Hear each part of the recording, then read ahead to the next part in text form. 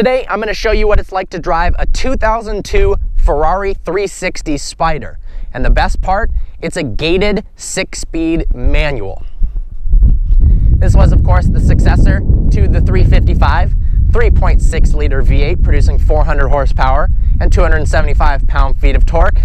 But those numbers do not tell the story of how fun this car is to drive.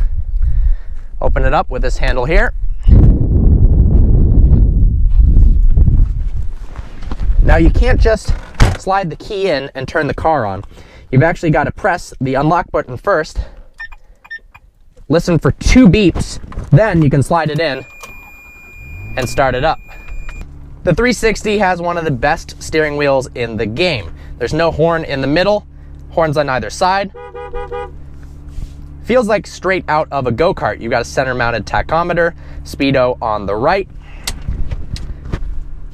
Reverse, push down into the left. First, second, third, fourth, fifth, sixth. The gated shifter is absolutely incredible feeling. So, put it out on the road. 0 to 60 in this car happens in a brisk 4.4 seconds. The Spider is a little bit heavier than the Coupe, which does it in about 4.2. Not gonna launch this car as it's not mine. We'll get a nice little 0 to 60 run.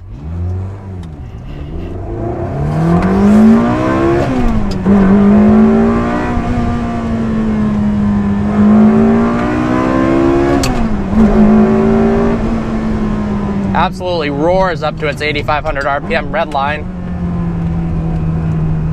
Very confident around turns. The steering is perfectly weighted. The car is much quieter in the lower RPM ranges, really wakes up above 5,000, 6,000 RPMs.